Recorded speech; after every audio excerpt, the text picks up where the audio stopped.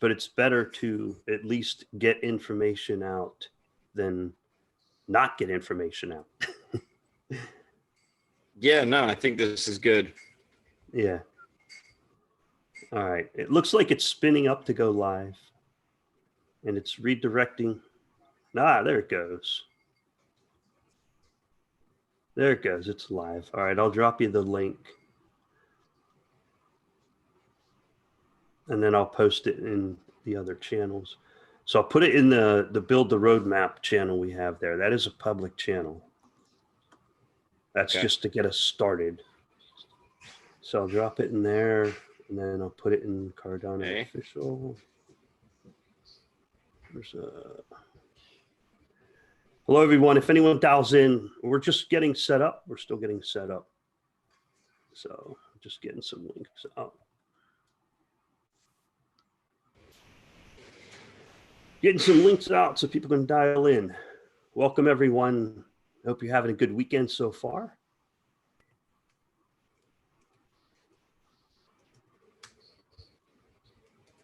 I'll get this up on Twitter. We'll get started in a few minutes. We're just setting up and making sure that the video is available for anybody that wants to dial in, or not dial in, but at least punch in on chat and let us know how it's going.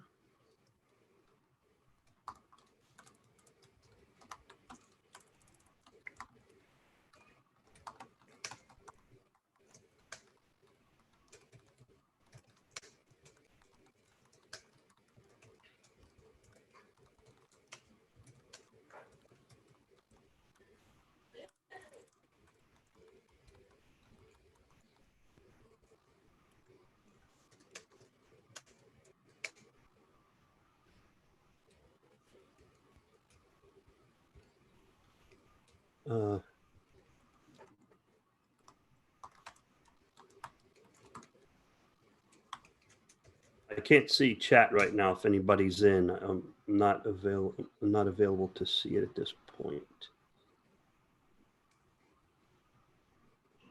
Okay, and then I will shortly. Yeah. Hello, everyone. Consantos, John Wolf, Riley O'Flowen, how are you? All right, Kyle, looks like we're up and live and good. I just posted that on Twitter, just so that people could dial in if they're interested. All right, so what are we doing here today? I think that's the big question.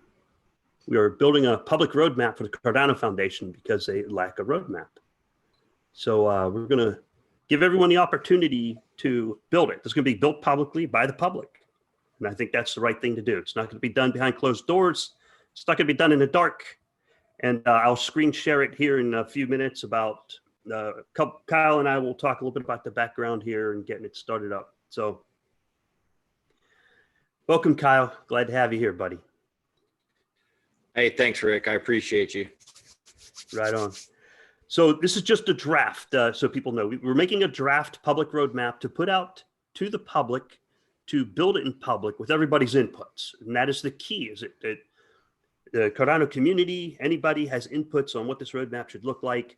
And we'll put it to a vote probably in a couple of weeks. We need to get it up to a vote by the public that this is the roadmap we want executed by the Cardano Foundation. And a little bit of a background is that the Cardano Foundation has lacked transparency, and there's just not a lot of information comes out about what's the goals, what's the plans, what's the strategy. So that's what the roadmap is. And recently we had an ambassador meeting, and I found these ambassador meetings to be, they're not really all that great. It's a little bit of, it's kind of like appeasement, kind of like, okay, let's appease the ambassadors, and then the ambassadors can go out and appease everybody else. I mean, that's just what I took away from it. And that's not a good takeaway to have. And I thought, wow, we wouldn't have to have these ambassador meetings if they had published regular reports about what's going on, what's the status, what's being worked on, what are the goals, how does it align with IOG and Emergo's efforts, you know, what's the strategy moving forward. We have none. There is no strategy. So this roadmap provides a strategy. And those are some of the key points in the roadmap. I'll be able to check chat in a little while and get people's inputs. But the key is that we're going to post this roadmap publicly. I'm thinking either on the Cardano forum or on GitHub. GitHub, not everybody uses that, so what you'll probably get more limited inputs, but it is a great place to get a public dialogue and debate going, getting inputs and getting something sorted. But the Cardano forum is a little bit more accessible, I think. So Philippe might be joining us in a little while. He's on some errands right now. So Kyle, how's it going today, man? What's your input? What's your take on this? How are we doing so far with getting a draft? Pretty good. I mean, we've got a lot of ideas thrown on the board, and I think that's a really good starting place. I think one of the critical things we want to do is take some time to really narrow down the IOG roadmap and identify the peripheral pieces that would accommodate that from a software development standpoint. Just as we had discussed recently, ledger integration, Charles had to cut the contract himself for $600K to get that done, and that should have been in place. And, we're not trying to poo-poo on anybody, but we need to identify these technological transition points within the IOG roadmap and understand what peripheral things need to be built and put in place as we transition there, and put that responsibility on the Cardano Foundation to make sure that happens. Yeah, that's another one of the symptoms recently. That PayNet, one of the problems they had with getting that ledger integration set up was the Cardano Foundation, it just moves too slow. It's not dynamic and high speed like IOG and Emergo is. I have no idea how they're going to keep up. I have no idea how they're going to provide guidance to IOG and Emergo. If they're not dynamic and high speed and they don't publish reports, they could be providing guidance. I doubt it. But I mean, if they are, I don't see how they keep up. They're doing good with the legislative side, but it's kind of like we don't know what the legislative strategy is or the tax strategy. It's kind of like, surprise, here's a tweet that says we did something. That's not really a strategy, right? It's just a tweet that said we did something. So building a roadmap by the public for the public and handing it over to the CF, getting a vote on it and saying, this is what we want. And another part of this roadmap is strategy, right? And it's public inputs on the strategy, and ultimately is to turn the Cardano Foundation into a DAO. That's what needs to happen. So it includes line items. It doesn't include the specific data on how to turn the Cardano Foundation into a DAO. It provides the requirement for a strategy to turn the Cardano Foundation into a DAO. That's what's supposed to happen, right? At least that's the big scheme of things. You want me to put the roadmap up, and then we can go over the general idea. We're not going to sit here and edit it live. We're just going to give people an idea of what we're looking at. And again, this is just a first draft, rough draft. Okay. Let's see here. Yeah, I think one of the things we want to take away while Rick's pulling that up is, this is for everybody to participate. We just kind of wanted to get things started. A group of individuals came together. Maybe Rick can provide a little more background on that, but we want to have this out in public, and so this can be discussed, and the best of the people involved in Cardano can contribute. So that's kind of one of our goals, is to make sure that this is done very public and very openly, so we can all kind of come together as a community and make it known what we expect. Yeah, thanks for that, Kyle. And just so you know, I can't see anything now. I can't see chat. Can you see my screen? I can see your screen, yeah. Okay, can you see the roadmap here, the rough draft that we have up there? I can. All right, okay. Now I'm going to pull up chat over here on another screen so I can at least follow along. Whoops, let me get that audio down. And I had a few points of comments already, and Telegram said, how presumptuous of you two, again. Well, guess what? It's called leadership or initiative. There are many words for it. So it's not presumptuous. So someone's already a little bit butthurt about that, but we want to stay in the positive. We want to stay in the positive, and No. this is a good thing. Okay, I can see what we got there on my other display. All right, so starting at the top of the roadmap, again, this is a draft. It's available for public input. What we have up here is the purpose. And again, these purposes can be changed. This is going to be a publicly editable document. We started off, we have 9 people working on this. It's Kyle, Josh, and Marcus, Philippe, Umed, Opasync, and a couple other folks we have over here, just to get it up and running. Okay, so here's the purpose: to establish goals and timelines for the Cardano Foundation, because they have none. There's no roadmap, there's no strategy, there's no status board. I got to look up because I got it on another screen over here. All right, so and these are just ideas, concepts to get people started, to get people thinking. Does that sound good, Kyle? I mean, we're just trying to get them thinking and saying, this is what we expect from the Cardano Foundation. This is what we want to see, right? Yeah, that's fair enough. Yeah, that's yeah. not I think it's presumptuous. important to understand. Yeah, no, it's not at all. I think this comes from this isn't something that's led by 1 or 2 operators that has spawned recently. It's got roots in kind of the origins, and a lot of guys that I respect in the community share these concerns and are involved in this process. So yeah, I wouldn't call that presumptuous. I mean, failure to adapt is the leading cause of death. So maybe whoever wrote that's being a little presumptuous. It is. And the Cardano Foundation really doesn't have a good feedback loop. I mean, they have the ambassadors, which it's more directive from the Cardano Foundation to the ambassadors, like, here's what you're going to get and here's what we're going to do. It's not like, hey, what are your inputs? There's kind of a little bit of that. I mean, have you ever seen a survey from the Cardano Foundation? I've never seen, a while ago, there was a survey. Have you ever seen any sort of survey saying, hey, how's everything going? What would you like us to be doing? Are we doing a good job? I've never seen one. Have you? I mean, no. I've seen them from IOG. Yeah.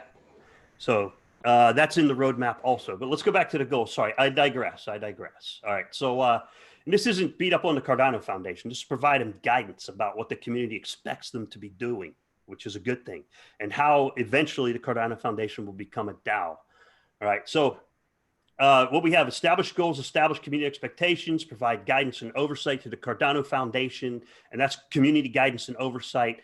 And to transition the Cardano Foundation activities to a DAO. Okay, we can add to that purpose. We can consolidate. We can make it thinner, lighter, whatever you guys want to do. We're looking for community inputs on this.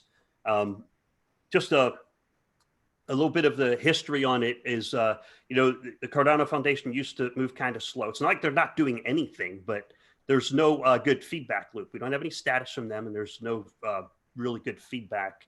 The ambassador thing is a little bit of a filter, more so than it is a way of getting community feedback. So what we have on the right-hand side of this is the 5 mission statements, the 5 major objectives of the Cardano Foundation. That is driving the adoption of Cardano, shaping legislation, commercial standards, growing the global Cardano community, ensuring stakeholder accountability, facilitating partnerships.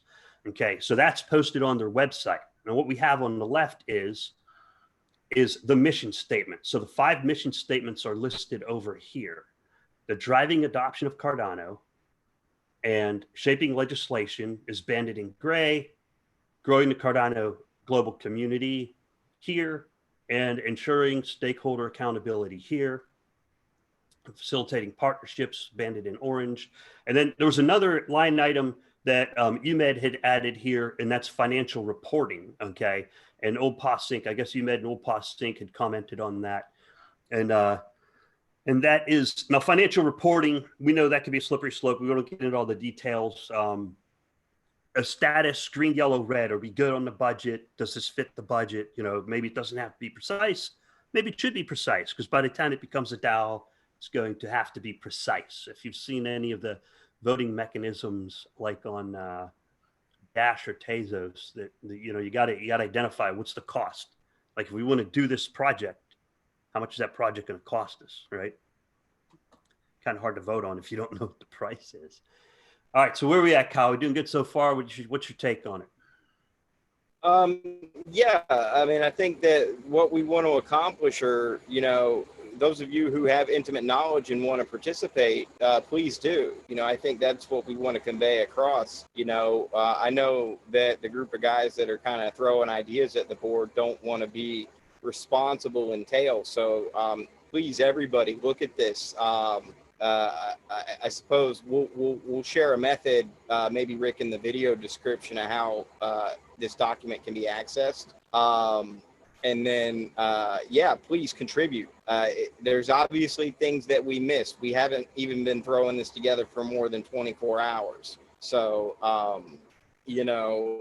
timing and all that kind of stuff and different components that we're going to need to succeed as an organization, we want to make sure are in here. And there may be a lot of things that get pruned out of this. There's just a lot of ideas here. So don't take any of this as gospel, but please do participate. Yes, thank you for that, Kyle. And we still need to find the best place to home a document like this. Again, we'll probably start off at the CardanoFoundation.org forum, the forum.cardano.org website. We'll post it there first. This is a spreadsheet. Right now it's open to the public. Anyone can edit it.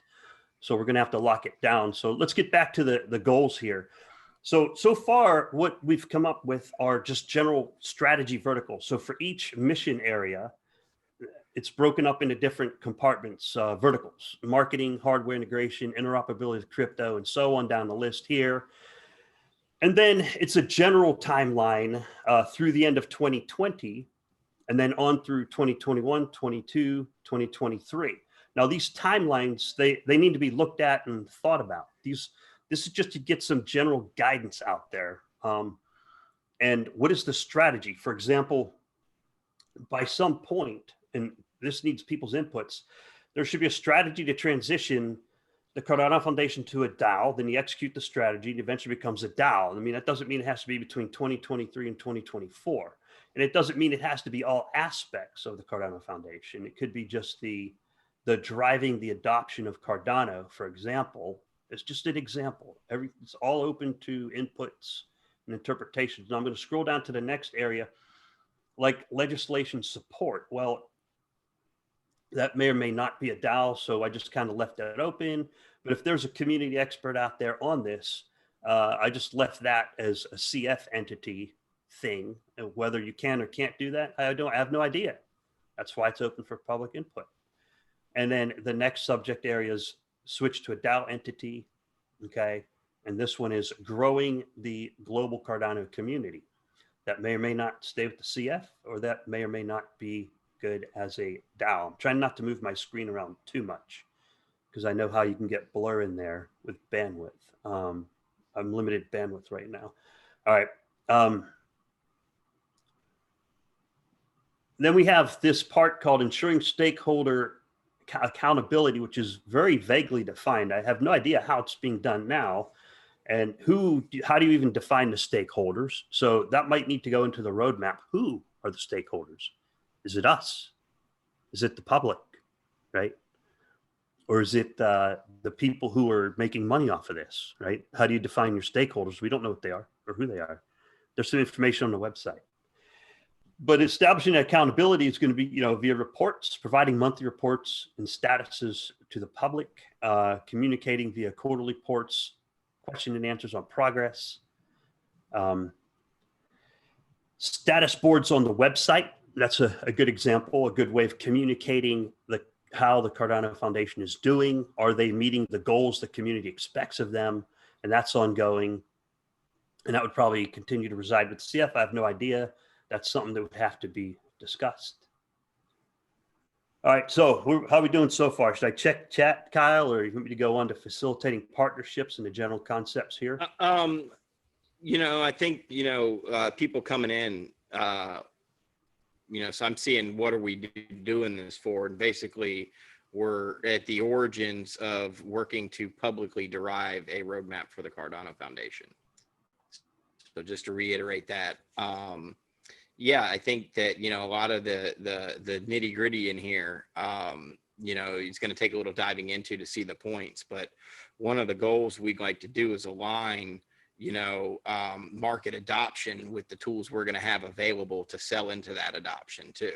So, If as you're thinking about that, you know, under smart contracts, I think we should have a repo of smart contract examples. You know, when I first got into crypto, I had a built-in Ethereum, you know, ICO smart contract, and that type of open source examples is going to really help drive community adoption. I think we need that for both Plutus and Marlowe. And you know, I know IOG has plans to bring on developers, but we need to coordinate and understand what those plans are and what gaps we might be able to fill. And I think if we kind of do that along the whole technical roadmap, we can then understand what gaps we have and kind of piece this together within the next week or two. So I'd also like to open this up to IOG, anybody there who maybe want to come sit down and kind of talk through some of that with us as well. Yeah, that would be good to get their inputs, because that's one of the tough points for IOG and Emergo right now is what is the Cardano Foundation doing to support them? Like the example you gave at the beginning, the Cardano Foundation was supposed to get the ledger support contracted in order to support the deployment of Shelley, and they did not. So IOG had to pay for it. You know, they had to drop anywhere. I don't know, it was $120,000, $600,000. They had to drop big bucks to get the ledger support implemented. And so that's down further down in the right here in the facilitating partnerships. Okay.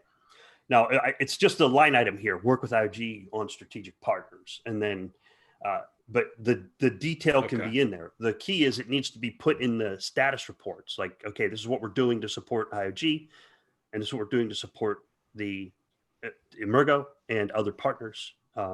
So that would be a good thing to have. And yeah, it looks like Charles replied to us posting this video by saying, it looks like a good idea to me because somebody never thought we were being presumptuous. We're not being presumptuous. We're trying to get public inputs and engagement. There's a comment in chat where someone asks, is this official or did we make this up ourselves? Well, define official, you know. Of course it's not official. There is no official. They didn't make one. That's why we made one. And it will become official because we're going to put it to a community vote. You and That'll I make are it official. Yeah. Yeah. We're now official. Like everybody, not us, everybody. This is the public.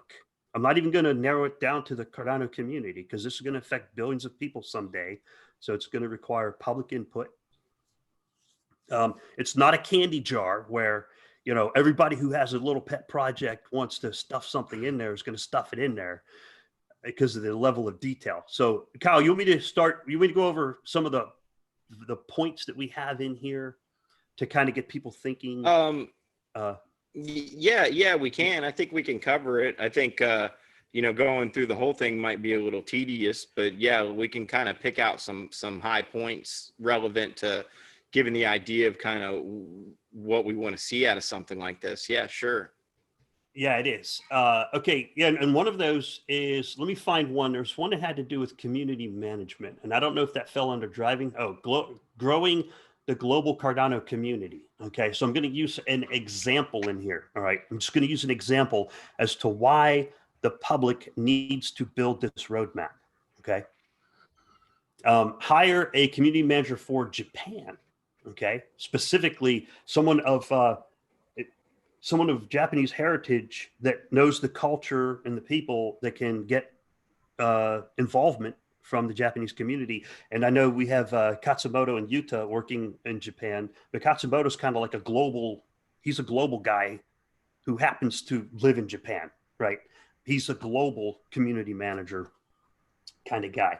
But, you know, this needed to be done a long time ago. Right now, there are hundreds and hundreds of millions of ADA locked up in Japan, just sitting there. Apparently, nobody using it that we don't know. We don't know what's going on with that ADA, but there's a lack of community engagement. Now, this has been asked for years ago. It's been brought up on the forums. It's been talked about over time, how to build a community contingent in Japan where the ICO was launched. And you have a significant number of stakeholders in Japan. And how do you engage them? There is some engagement. I'm not saying there's none. This is not black or white. There is some engagement, but there should be a lot more engagement in Japan. And we don't know what the engagement is because there's no status report. And I know after we do a video like this, Kyle, you know, people are going to ask, what do you think they're going to ask? Where's your facts? Okay. Well, we don't have any because there's no statuses. There's no status board. There's no status report. There's occasional tweets. There's occasional, you know, press releases, but there's, yeah. Well, yeah. And the other facet of the Japanese market is there are a lot of whales in Japan, and we would want to see those whales fund Japanese projects, right? You know, as far as user acquisition, it's really developer acquisition is equally, if not more important. You know, the developers are going to be the ones that are building the dApps that are going to bring in the users. So if you think about it from a monetary policy, it really makes sense to, you know, get on top of the development game in Japan so that they can leverage that Japanese wealth, if you will. Yes. And another aspect, not in just Japan, but in Africa, there's all this talk about Africa. IOG has an employee in Africa, but there's no strategy published. Like, we don't know, what is the Cardano Foundation doing with Africa? We don't know.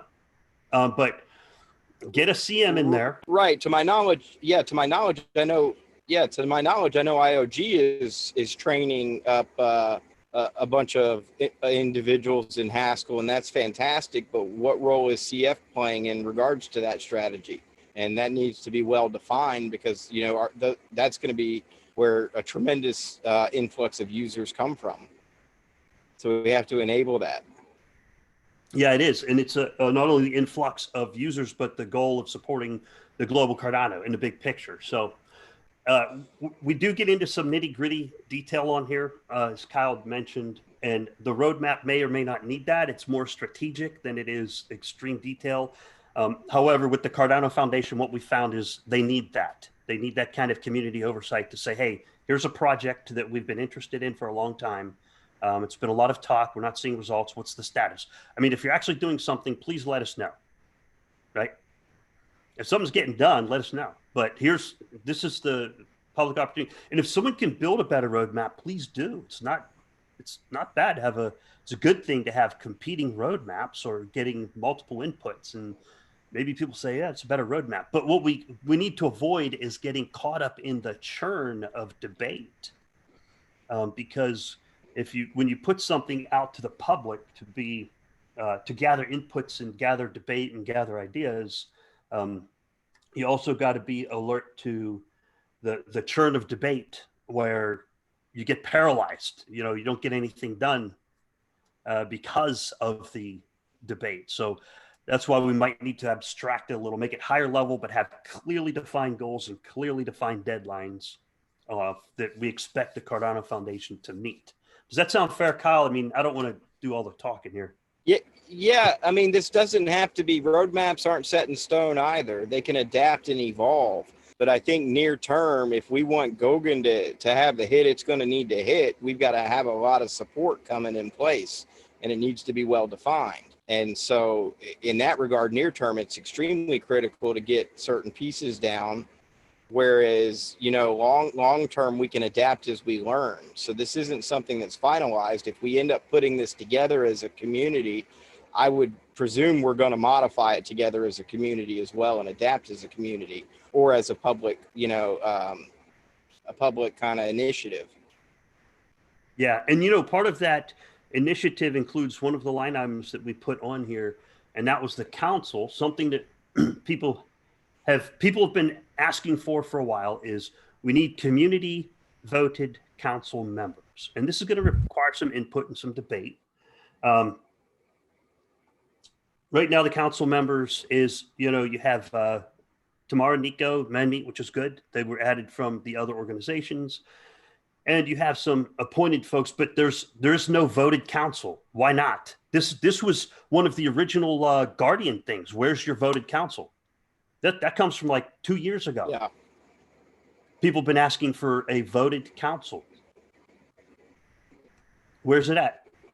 And I'm not saying it's got to be completely defined, but here's a general idea. Get one person from each continent, for example, not ambassadors, but actually paid employees on that council or compensated. They don't have to be full-time employees. They don't have to be employees by definition. They can just be elected council members who are compensated for their time and effort, right? And this is just some ideas. What do you think, Kyle? It's just, they don't have Yeah, to be I mean, hired on. I think it's necessary. I think it's necessary, as recent events have shown. We need a persistent channel of influential communication that's always established to the Cardano Foundation, and that channel should be very well in touch with the community, and it should be of the community and community, implanted, if you will. So yeah, I mean, I'm all for that. I think we all should be for that. Yeah, and my example of one per continent is it's just an example. It would require inputs. That way there's regional, they represent a region they're familiar with the culture and the climate, the economic activity of that region. And they actually sit on the legit council, right? They're in the meetings. They get all the data. Like if budgetary data is not available to the public, at least those council members have access to view the budget data, provide the oversight from the community, actually on the council. Okay, this came up 2 years ago. Still nothing, right? So we got to do something. It doesn't mean that the ideas we have here are the best. They're certainly new, they're fresh. Or yeah, let's build a public roadmap. That's what we're trying to do here. I see we're getting some flack in the chat, but mostly support. I'm not looking to garner support or a coalition. Okay. I'm looking to get ideas. How many people should be on the council? That's something to think about. Maybe we should make a list of questions. How do we do it? Yeah, I mean, I think maybe the first thing we can do is just create a discussion on the Cardano forum and go ahead and paste the raw file, just a copy of it as is. And then from that discussion, we can update everyone with where an editable file can be accessed. I think that's probably a great way to start the conversation. If we have a forum, we can kind of start to harvest a lot of these questions. We can glean through what's been dropped on social and chat thus far. But I think, once you guys can take a look at this document, you can start to really get some ideas and really start to contribute. So I think the forum is probably the first step, is just put a post out there and give them access to this information as it stands right now. Okay, yeah, that sounds like a good start. I mean, we're going to have to manage access because if it's just completely 100% publicly editable, someone's going to go in there and just no. Yeah, no, just to start, just put a copy that's just maybe a PDF of it or something where they can just look at what's been done. And then as we figure out how we're going to use it to, in a system that we all can contribute to, we can update the forum with those instructions at a later time. Okay. Yeah, we'll do that. We will, I'm going to bring down the screen share. I think we got the key points. These are the goals so far. Again, subject to change based on community input, based on public input. To establish goals and timelines for the Cardano Foundation, to establish the community expectations, provide guidance and oversight for the Cardano Foundation, and transition the Cardano Foundation activities to a DAO. Okay, that's the key purposes of the roadmap we're putting out. And the general idea is to follow the defined mission of Cardano Foundation of driving adoption, shaping legislation, growing the community, ensuring accountability, and facilitating partnerships, that those mission statements are being met. So I'll bring down the screen share from here. All right, so we'll start off on the Cardano forum, I guess. Get it posted over there, and we'll get it linked down below the video. Yeah, I think that's a good start. That kind of opens up the discussion, and then relatively quickly, we're going to need to figure out how we can create an environment for contribution. So we'd have to figure out the best means for that, and I'm not sure what that is. Okay. Well, the good thing on there is that it's a threaded discussion, so you'll get comments down below. I'm sure it's going to build up a lot very quickly. And this is just like draft one, so we can post this under a thread called draft one and allow people to comment, make sure they're edits get in there, allow some discussion to occur. And then we could make a new thread called draft 2 once it's updated, with the hopes. I mean, my hopes on this is that we could have something that can be voted on within a few weeks. Because again, we don't want to get buried with the churn of debate. You don't want to rush to accomplishment. You want to avoid that as well. But we need high-speed dynamic, and this will help. This will help train people to operate a DAO, which will be high-speed and dynamic. So you want me to check chat and see if there's anything we could answer? We won't be able to answer specific technical questions because this is the first draft. It's going to change. It might be in a better format. It's going to get a lot of ideas from people. This was just to get the ideas flowing. All right, let me see if there's any questions. Let me know if there's a lot of stuff going on here. Let's see. Oh, I scrolled up some. It says the focus should be on spreading the capabilities and future uses of the Cardano ecosystem. Good input. Thank you, Gib Guy. Appreciate it. Richard Van der Moen says, I think the main issue is about communication. Yes, I agree. That is a main issue there. Is lack of communications and using the ambassadors as like a buffer. I mean, ambassadors communicate. That's no hit on the ambassadors. We get information out. Content creation. I mean, that's our job. Creating content, translating is a form of communication. Moderating is a form of communication. But what's the status, and what is the strategy? That is the part that needs communicated. So there are good comms that are in progress via the ambassadors, but there are also comms that are missing from the council and from the Cardano Foundation in general that need to get better. So thank you for that input, Richard Van der Molen. Communication is key. Voting in the council, good idea. Yeah, if y'all have inputs, when I post this on the Cardano forum, and I'll put the link down below the video, is provide your inputs. How many council members should there be? We can't have 20. If a council is too big, it becomes ineffective because they get burdened down with churn. Effective team sizes are teams of about 5 to 7 people. The council has, I think, 5 people on it now, 2 members of the Cardano Foundation, and then Manmeet and Nico and Tamara. So you don't want it to bloat or it could be problematic. So something to think about. But you definitely need a community representation inside those meetings, not just getting some, corporate babble, some lawyerese processed stuff that's not very useful. There needs to be true bidirectional communication taking place, and we're not seeing that happen. Yeah, and there needs to be true transparency. If they had true transparency, we wouldn't have these ambassador meetings where the ambassadors all get pissed off and then they finally have a meeting to placate the ambassadors. They're like, well, we pissed off the ambassadors, we better placate them. And so we're going to have this meeting to make them feel better, but not really put anything out. That's what happened. Any ambassador would agree with me and say, yeah, that's what happened. So if there was transparency and a roadmap and a status board and regular reports, we wouldn't have to have those meetings because everybody would know what's going on, right? But I could be wrong. Could be wrong. Let's see. I'm going to scroll further down. If there's any new questions, go ahead and fire them off and put them in there. From Grow Pool, good form for this. Thanks for helping us see the bigger pictures. You're welcome. That's from Ray Mata. Thank you, Ray. Hey, Ray. And we don't have to wait for Voltaire. Voltaire is not very far off. Voltaire's not very far off. We got to have this thing ready so that whenever Voltaire comes out, once there might be other roadmaps created by other people, or it might become better, right? And then once this is voted on by the community, it's codified. Like, this is what you're going to do, right?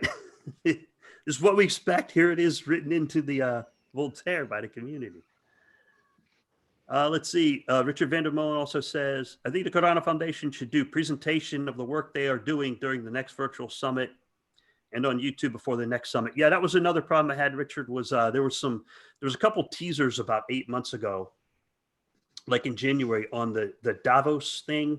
But there's no follow-up. So lack of follow-up is another shortfall there. There were like teaser videos. Hey, look, this is what we're going, more to follow. Well, maybe there was follow-up, but it never connected the dots. So there's a lack of communication connecting the dots, maybe. I mean, I got to give them credit for getting that legislation worked on in the US, right? That was good stuff. And there are good things going on. It's not to totally beat them up, but it's to improve transparency. Let's see. What else we got here? Any other questions? Let me know in chat. So Ray might have asked, so this is like Voltaire draft one, maybe. No, well, this isn't Voltaire itself. This is a roadmap that can be voted on via Voltaire. It can be put, linked to a Cardano improvement proposal, but I don't think it should go there. I think it should just be voted on. Yeah, I don't think it falls in CIP. Does it? Maybe. I don't know. It's more like this is what the community expects of Cardano Foundation. Here it is posted. Pay, we'll see. Yeah, I mean, I'm not sure the exact process of that, but yeah, I think that's the notion. Is these are the expectations of the goals we want accomplished, and everybody needs to have their say in that. Yeah, and the CIPs, it was described by Matthias and Sebastian very well as the CIPs are a catalog of ideas for developers to select from. So the CIPs, as they form, it becomes this big catalog. And let's say I'm a developer, I can go into that CIP and look at it and say, oh, this is something that they're interested in. There's a lot of discussion going on. There's a lot of interest. I can develop this, and then they can develop towards that CIP, for example. But this is not really in that category. It may or may not be open for debate, discussion. This could be a separate thing where you just put it on the Voltaire vote and say, yeah, we're going to write this roadmap, that roadmap, some roadmap, something, right? And, Kyle, I want to go over some of the pitfalls of roadmaps. Okay. All right. So in the beginning, September 29th, 2017, when Cardano launched, there was a beautiful roadmap that was launched. Very detailed, very intricate, which is a double-edged sword. It's a very double-edged sword. So there's a very intricate roadmap that was launched. Now, the problem with that early stage roadmap, I mean, it was fluid. It changed a little bit over time. It was improved upon, but we didn't know the full scope of the Cardano project and how long it would take, like the project management side. How long does it take to build Byron? How long does it take to build Shelley? How long does it take to build Goguen? It wasn't understood. So people's expectations became too high. Like they weren't managed because there was this beautiful roadmap and people thought, oh, we're just going to execute this roadmap and magically we have super crypto, right? But that's not how it works. So this roadmap will be up for revision, even after if people decide to vote on it or not. But if people decide to vote on it, it's not permanent. It's just a strategy. It's kind of like a guideline. It's an expectation. And then it can be modified later on. But it's definitely a public discussion, and that's the key point. Yeah, I mean, I think this is going to be a living kind of document or a living kind of piece of guidance. It's always going to be kind of adapting, and it should be able to adapt based on certain circumstances in the market as well. I mean, not everything's going to be a constant. I mean, from a high level, we need to have goals that need to be hit for sure, but certain actual implementation methodologies may change, and we want to have a path to make sure we're influencing that as well. Yeah, in addition to that, one of the folks here said about dates on a roadmap. Yeah, Metal Gear Mark III says roadmaps are fine, just don't set any dates. Yeah, dates are the sticking point. It's good to have a roadmap with the strategy, but it's kind of hard to stick dates on something. What I think can have dates is like reporting requirements, meeting requirements, statuses, stuff like that. Target goals, right? It's hard to put dates on a software development roadmap unless you're really, really savvy on project management. But it is fair to put expectations. Like, I expect to have a community manager dedicated to Japan by the end of October, right? Start looking for somebody now. It takes a while to find the right person, right? Now, if you can't find the right person until November, okay, fine. But if the October status report said we've identified 4 candidates, we definitely have someone here that we can put on the job, then I think people will be happy with that and say, okay, right? But it won't be just smoke and mirrors. I think is that fair enough? So some components of a map can have dates. You can set deadlines. It is fair to set deadlines. If you're really good at project management, you can set dates. Like, for example, right now, Apple is a perfect example. Right now, Apple is going to release a new phone on X date. They are going to release that phone. They already know. Whether or not they can get all the details in there, they don't know, but they try. Yeah, I think that dates are, it depends on really what we're talking about. If we're talking about coordination of the launch of an era and certain components need to be in place, we've got to take in consideration that from a technical standpoint, some of those core applications may shift from a timeline of production launch, if you will, but components that are necessary to companion those that we're going to need for adoption, we need to stay on top of and kind of hone them around the same areas and adapt as they do too. So while some things can be kind of lax on dates, I think others should be managed and maintained very closely. Yeah, and strategy, you can set a date on when a strategy should be published, right? And say, here, I want to see the strategy on this subject by the end of November. But that doesn't mean you have to execute the strategy by a certain date. You just have to have a plan, right? And people need to know what that plan is. Fair enough? Yeah, that sounds good. All right. So what do I need to do next? Get this thing posted? Yeah, I think we should probably take the liberty of maybe writing out a couple paragraphs of, background and what this is, as we're posting it, because for a lot of individuals, it'll be the first time they see this. And then, I think, post the video with the link and then kind of just open it up for discussion and see what comes of it. Well, it's the first time I've seen the group of us just made it yesterday based on everything we've seen before. And again, it's completely open to inputs. Someone out there might be very savvy with Microsoft Project or building websites or something like that. And they'll say, hey, we can host this on this project to get people's inputs and make it look real pretty. Like a spreadsheet was simple because multiple people could edit it, right? And put the ideas into little boxes. But, life just doesn't fit into little boxes. So, all right, I'll get it posted on the Cardano forum. And I'm going to, right now, it's completely editable. So I'm going to restrict the read write and then put a link there where people can get read write access. That way you don't have trolls and spammers and gamers. And then we're going to have to periodic update. And I think at least I'll get the original authors. Somehow we got to make the ability that they can grant people access to the document so that they can edit it. But we'll start collecting inputs. How's that sound? Yeah, I think that's good. Okay. Did we miss any questions?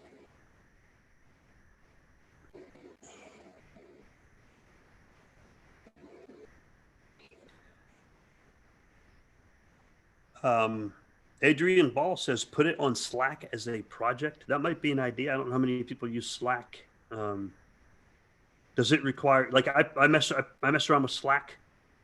It might be a technological barrier for some people, right? So the most open platform possible, maybe Slack.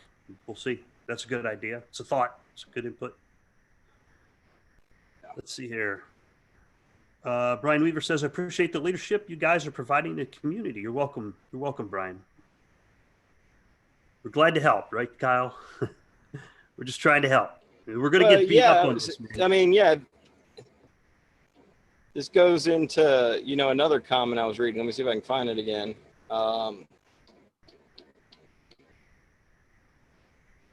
I mean, somebody's got to do something. You know, it's better than no action. And so I think if we can all get involved and, you know, create definitive kind of goals that we want to see accomplished, we can ensure that, you know, that CF is being held accountable in those regards. And I think that's extremely important. You know, we're not here just to bump the market cap up. You know, we have a goal that we want to accomplish for the most part. That's what the community is all about. And I think that, you know, not doing anything is definitely not an option. Yeah, I agree. You know, I really didn't want to do this, but I saw that it is necessary. You know, it's necessary. This is not a power grab. You know, it's just all right. We've been through this a couple of years ago with the Guardians thing, and we made an impact, and nothing. You know, now it's kind of like bland again. It's kind of flat gray area. It's not dynamic. It's not high speed. You can't just sit on your haunches in crypto. Crypto's fast. Crypto moves fast. And if you have a slow organization, you got to do something about it, right? I don't want to do this. I really don't, but we have to. Therefore, here we are. Hey, it says Charles wants to join in. Okay. You want to pull Charles in? Sure. Let me get the link. Right?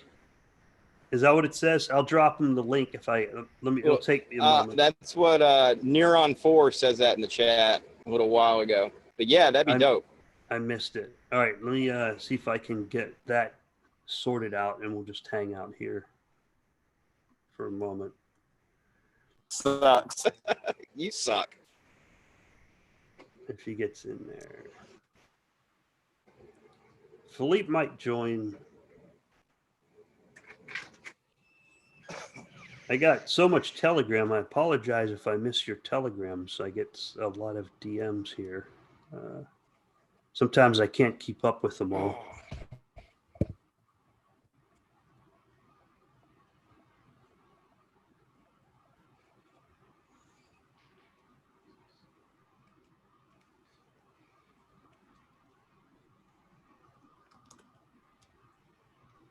Yeah, I don't see him on Telegram. So, Charles, I mean, if you're watching, I just dropped the link in your Telegram and the password to the meeting, and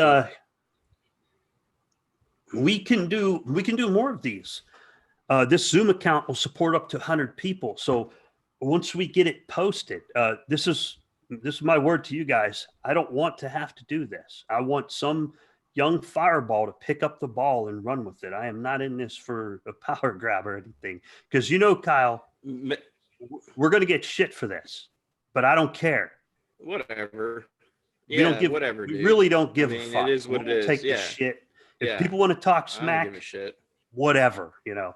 But the important part is the 90% of the people who are positive and are supportive. Those are the people that count, and the critics also count. There's critics who are helpful, right? We want those critics that are helpful, and then there's just the whiners. Charles says send him an email. Oh, send him an email. Charles says send him an email.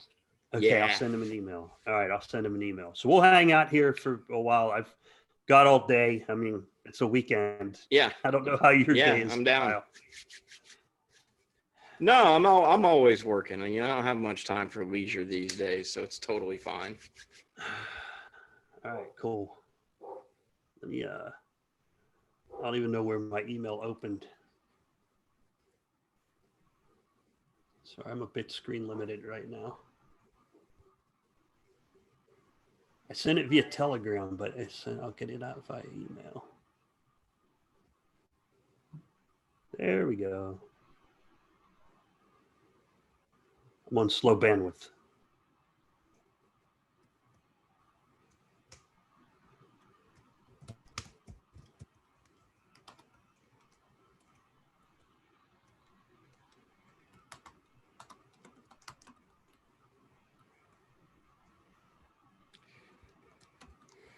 Okay. Yeah, just so people know, we didn't build this with Charles. It was just a bunch of people got together and started working on this.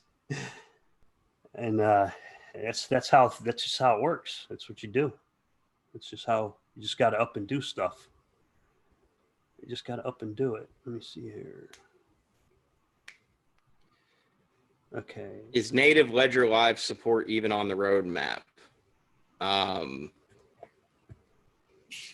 No, not that I know of. I put it on think- there because, yeah. Yeah, I mean, I think we've got to look at individual wallet roadmaps versus setting that as a goal by CF to ensure that that alignment occurs with individual wallet roadmaps, and then provide resources where that's not in place. Yeah. Oh, there's one I put on here. It's not just wallet roadmaps, but yeah, everyone loves Ledger Live. So something the Cardano Foundation should be doing is identifying the most popular technologies that are going to get the greatest adoption. I'm going to give you an example. Charles, if you're watching, I sent you the email with the link and the password. If you have any problems, let me know. Oh, there he is. And I'm going to give you some examples. Yeah. So Charles is joining now. Cool. Okay. And then Hey, I want Charles. to come to Give Guy when you're done. Hey, guys. He's got a great comment. Hey, hi, Charles. Welcome. Hey. So I was out in the fields. What's going on? Hey, how you doing? I was just saying, it's like we didn't build this with Charles. It was just a bunch of guys got together and said, okay, let's build this roadmap because we need a roadmap for the Cardano Foundation, like a general strategy, goals, objectives, stuff like that. Well, I've been waiting for a roadmap from them for a long time. So I'm glad that somebody's doing it. Me too. I remember the original, 11 or 12 Guardians we had saying, hey, guys, do that. What was it, 2 years ago? Two Yeah. years ago, we've been trying to get a roadmap out of there. Still no roadmap. So, yeah, there you go. Well, it was funny because we were going through these legal conversations not too long ago, and there was open questions about, well, is Cardano decentralized enough to be listed on exchange XYZ? For example, Bitstamp is looking at it, and others are. And this is an example of a decentralized community. If one of the core entities isn't doing its job, the community just shows up and does it. So it sure as hell is pretty decentralized these days, and people don't take shit and they don't ask for permission. So I like that. That's nice. Yeah. No, we're not asking anymore. That Good. doesn't work. Yeah. Asking doesn't work. So Well, I what's mean, the- it does kind of, but it hasn't been working really. Well, I mean, you always see this with new things, that people are afraid to make mistakes, and people sometimes get a little conservative. And so the default answer is to do nothing. But the reality is we're in a really fast-paced industry. There's a lot of stuff going on. Every week there's some new thing here. Yeah. BitThumb rated the week before Polkadot launches. It's like every week something is going on. So you have to be willing to move fast, and you have to be willing to make a few mistakes along the way and be bold about stuff. From our side, we're working overtime to try to get voting enabled for the Voltaire side, because we think the DC fund is going to be a big deal for the community. This idea that you can vote on things, you can actually get money, you can go and do stuff. This can be used to fund community groups, counter foundations. It can be used for DApp development, anything, really. It's community's money. So this month we should be able to very least allow submissions, and the next month we should be able to do our first round of public voting for all ADA holders. Next month? Next month, yeah, that's what we're anticipating, October. All right. We need to have this roadmap done by next month, guys. Public. Well, the voting experience won't be All perfect right. because, for example, we're building actually a voting registration script for a way of doing that with Daedalus, where you just click a button, it locks your tokens for a little bit, and then it registers you, and then you can vote on the next funding round. But that requires an HFC event to do. So we're going to bundle that in with the Goguen HFC event. But the first round is just going to kind of be like a snapshot that we take to do a voting.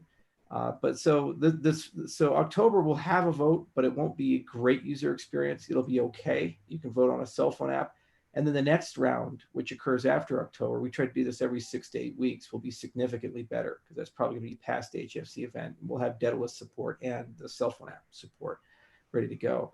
But we really can't move any faster on it. I just approved an additional $600,000 of expenses on our side for accelerating the Voltaire stack and adding some external team members to, especially on the GUI side, to get things done faster. The other thing is that we're working overtime to get Goguen where it needs to go. And I'm having a lot of application meetings. I met a few days ago with Mayor of Miami, for example, And I meet with a lot of different people, and we talk a lot about, how do you get to Cardano, or what can we do? How do we build applications? And my goal is to try to get a lot of really cool apps ready to go soon, or at least get teams committed to doing things on Cardano soon. But I think the biggest issue on the roadmap is marketing. And it's always been the issue. And I was on my side kind of hesitant to do it for a while, because I said, well, we need the product at a certain level of maturity, or else you're getting people to come in, but there's nothing to keep them there. They won't stay. So you need to kind of have voting and smart contracts and all these other things. And then they get drawn in, they stay because there's stuff they can do above and beyond having a wallet. So now we've reached the time where like smart contracts are almost here. Voting is coming this month and next month. There's like real stuff. There's real funnels to deeply connect and grab people. So we have no excuse not to have an aggressive marketing campaign and really explain not only what we're about, but why are we better than everybody else.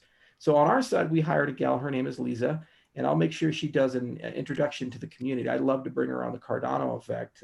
She's a great marketer. She's our marketing director, IO Global. She's been doing this for over 20 years, and she has years of experience in the blockchain space in particular. And we're going to focus a lot for the next 2 months on product marketing. So we're going to talk about each component of Cardano and answer questions like, what is it? How does it work? Why is it better? And also do comparison marketing. So for example, why is Ouroboros better than EOS's consensus algorithm, or Parity's consensus? And this is just going to piss off a lot of people, but that's good. Yeah. It's about time we do that. And what I would like to see is the Cardano Foundation marketing align with that marketing, so that there's some, cohesive message getting put out. Yeah. And I would like to see the Cardano Foundation do focus groups. I've not seen a focus group yet, and that they've done focus groups on other areas, but a focus group on the product, on Daedalus, on Yoroi, ask for user feedback. And I think that's something they should be doing is right now. I mean, if you post user feedback, you can, there are feedback mechanisms, but they're not maybe as friendly to the common user as they are to the advanced user. Right. Right. So, and also, why don't we get quarterly reports from them of like a roll up of what happened that quarter? What were their KPIs? How did they achieve that part of the roadmap? That's basic accountability 101, delivering a report to your stakeholders about what you accomplished and what you did. I mean, in the regulated space, you have shareholder reports for public companies, but this is a charity, it's a foundation, so it should have that same level of accountability and scrutiny to it, where they clearly articulate what happened, what they did, what they're doing the following quarter, and perhaps even a call where the head of that organization or the committee, the board, actually has an AMA after they go through the report. Like even Elon Musk does this. He talks about Tesla and gets yelled at all the time. It's always fun to attend those calls. So that's an example of that. In terms of marketing alignment, one area that I've always been puzzled about is why is there not a hub and spoke franchise model? The EOS guys do this, all these Block 1 franchises around the world. There's like Block 1 Africa, Block 1 South America, and they're not really good at it, but at least they do it. It would be cool to see Cardano foundations in different major jurisdictions, like Singapore, maybe Ethiopia or South Africa, in Latin or South America, pick some representative samples. And then you can create subboards of community members and basically localize adoption and growth of the protocol there. Doesn't take a lot of money to create this hub and spoke model. And I think they could actually be on every continent if they wanted to pretty quickly. And there'd be an enormous amount of volunteer capacity there. And that's kind of a good way of getting a very distributed movement. And then those committees, those councils that run those sub boards are good feedstock for the main committee, the main council on the Cardano Foundation. If they're not going to do that, well, then what's the alternative community management? And this is the thing that's always puzzled me, like what KPIs do we have for adoption? What you always have to enter into a contract with your community about what is the definition of a good job.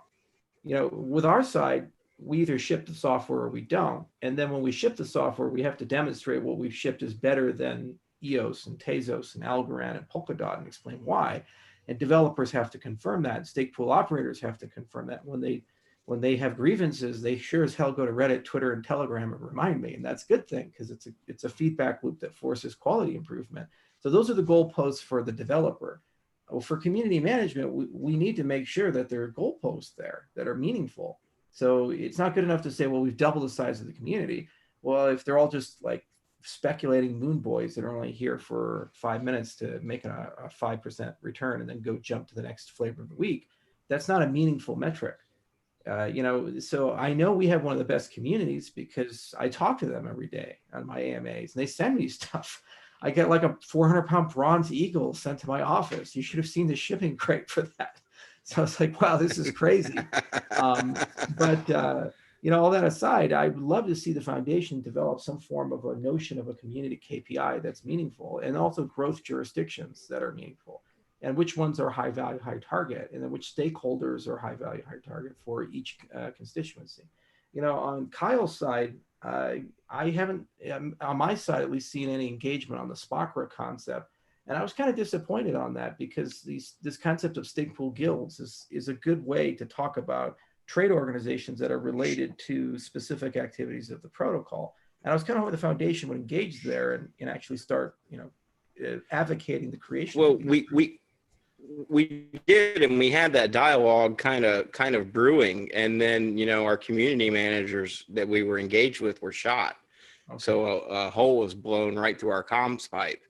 But the initial action of SPOCRA, we slowed down the vote for about a month to kind of get a board together, just to give the community enough time to participate. We didn't want to rush formation and let a lot of people be left out, but we were establishing those back channels of communications with Ben and Casey, and kind of just had the rug sweep right out from under us in that regard. So we've got to figure out what that channel even looks like. Yeah, I found out about Ben and Casey at the same time the community did. It was just like, I guess we can't call them anymore. I don't know what happened. So your linchpins to the Cardano Foundation are gone. No, I have other realms of contact. No, the ones for Kyle. I was like, what? Oh yeah, for Kyle, sure. Well, the ones for the community, yeah. I mean, this isn't something that's just SPOCRA centric. I don't think, or I think so. Yeah. But they were offering, support. They wanted to offer legal support. I think there was a real true interest in helping to kind of, create an environment that would be viable and play to the interests of the Cardano Foundation relevant to education. And we could align that very well. And that whole Comtrail is just trashed. And I don't even know where to pick that up yet until we get another, kind of organizational structure in place where that makes sense. I'm not even sure what the path to take is for that at this point. We're going to continue with the internal formation of SPOCRA. We're going to have a vote. We're going to get a board in place, and we're going to move to establish the organization. And, hopefully all this stuff kind of falls together within that realm. We reestablish those communication channels. But as of now, I'm at a loss of who to even work with. Right. And that's a problem. I like what you guys are doing. I mean, in the absence of leadership or clarity, you create it. And that's the point of the cryptocurrency space. No one here has to ask for permission.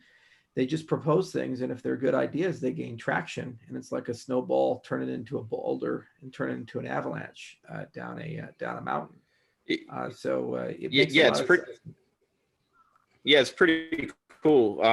We're holding regular meetings every Saturday for SPOCRA. It looks like we're going to actually vote on chain. So we're coming up with a methodology to do that relevant for SPOs. So that'll come out likely before Voltaire. I think the first round of voting is going to be on the 17th.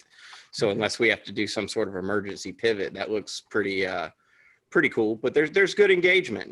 We've got a lot of the more influential stake pool operators in the background, not quite as engaged on the forum, but for the most part, from what I've heard, think that what we're doing is needed, and so we're getting support in that regard. So I think momentum is, it's not as fast as it was because we slowed things down, but I think that was necessary, right, given the confusion in the community of what we were trying to accomplish. And we needed to, some people are really busy, and if we get things done within a week and someone comes to the table and they didn't have a say, I think that's going to be a bigger problem for the community than taking a little bit of time to do it right.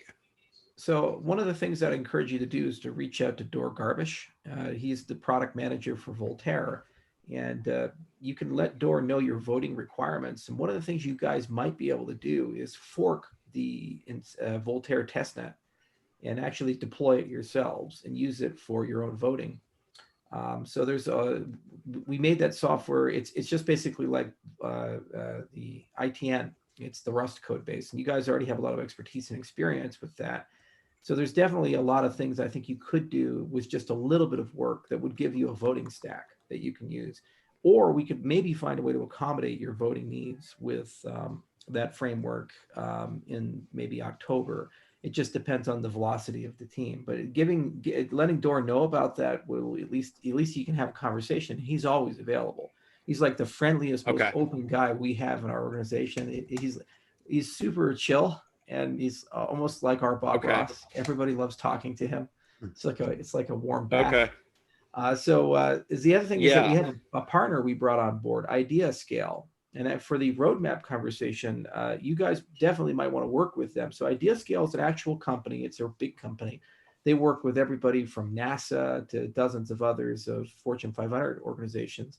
And they do idea development and refinement and iteration. So they're all about saying, let's take raw ideas and let's turn them into actionable things that are better. So we were using Idea Scale principally for ballots that have been submitted to the DC fund. So people would submit a ballot through, it first go to Idea Scale, it goes through some iterations, and then it would be finally in a form that was votable, and then people decide whether to fund it or not. So the focus group that we started with had about 53 people, I think, and they've already gone through 150 or 200 revisions for the ideas that they pushed through. And this is just like the subset. When Fund 2 comes out, which is the general public one, we expect hundreds of ballots to be submitted and thousands of revisions. So that's a partnership that we have. I actually talked to the CEO and signed a deal with them. So they're available to Cardano community for both work on organizations like SPOCRA and work for a roadmap development as the community is coming through. Because the problem is, it's one thing to get wisdom of the crowds, but there is this sense of herding cats. Like, how do you actually ensure that people have productive conversations and you're moving forward? And if it gets too big, then things fracture and fragment, and reaching consensus is quite problematic. To Rick's point on getting a large board, once you get above a certain threshold, like the 2 pizza rule, the more people than you can feed with 2 pizzas, then everything starts going to hell pretty quickly. So you have to be your tools have to kind of scale to meet those needs. But we're here to help. We're a provider and we're agnostic in a lot of these things. All we want on the IOG side is just progress. I mean, I spent 5 years of my life designing and building this beautiful thing, and I'd like to see it adopted, and I'd like to see people actually use it to build great products and projects on it. And the only way that's going to happen is if we have a well-empowered, enabled community to go ahead and push that, market that, grow that. And also, I'd like to see it sustainable. So if people can't make money with the businesses they need to run the system, then the system will ultimately be a failure. So it's in all of our best interest to have good constituency representation and everybody have a voice and feel like they have one, and for people to work together and participate. I think the issues with the foundation are probably the good old-fashioned Swiss conservatism. It's just the jurisdiction they happen to be in, the structure they happen to have, and where they came from. Under the Parsons era, it was nepotism galore, and there was just a lot of nastiness there. And it was kind of a dumpster fire when people came in and took it over from that place, and it had to be fixed. And there was a lot of really challenging legal and technical work that had to be done to restore the foundation in the eyes of the Swiss regulators to good standing. And they did accomplish that.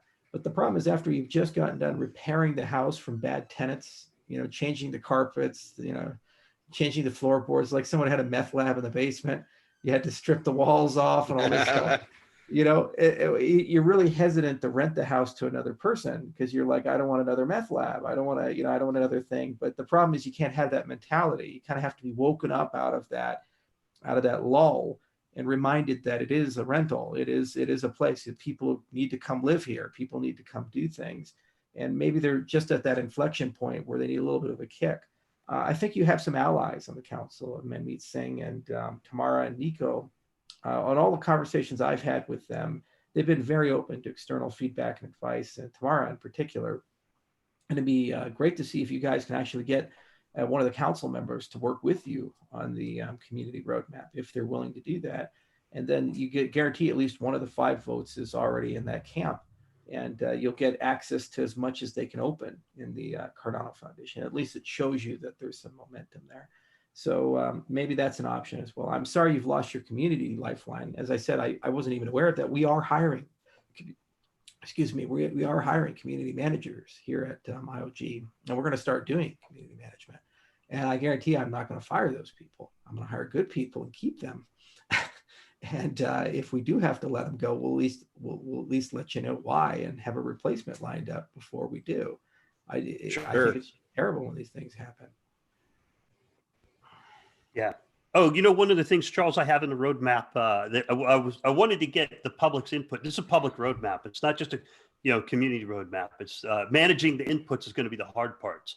But I wanted to make sure people understand there are certain line items. I'm going to screen share it real quick so I can speak to it just real quickly. Okay. So let me put that up there so I can clarify these line items. I almost forgot this earlier. Let me share that up. Okay. So there's some line items in here. Define the goals to attract users and developers, which includes using crypto on smartphones. Is that screen shared? Yeah, screen shared. Okay. Now, these aren't stuck to a timeline. Defining a strategy to reach 1 million users, define the measurements, execute the strategy, define the strategy to meet 10 million, 100 million, execute strategy, measure results, and then define the strategy to reach 1 billion users, execute, and measure results. This is just an example of the kind of thing, and I'll go ahead and bring that screen share down. That's an example of the kind of thing I'm talking about where you can't put a timeline on it, but you can define what the strategy is. You know what I mean? Well, the thing is that user acquisition is well studied. There's 20 years of history with social networks and social platforms that are mass user acquisition plays, and venture capitalists actually quantify these things. And they look at things like lifetime value per user, churn rate, user acquisition cost, and these types of things. And then they also give you a sense of virality for these networks. So this is an example of where an idea scale could look at a row like that and say, okay, well, what does 10 million mean? So what are you assuming about your virality? So when Bob comes in, how many of Bob's friends does Bob bring? And what's the probability they're going to stay for at least 12 months? And you can actually model that with agent-based modeling if you want to.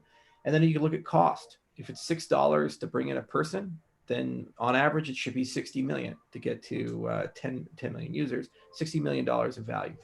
Okay, who pays for that and how does that happen? These things.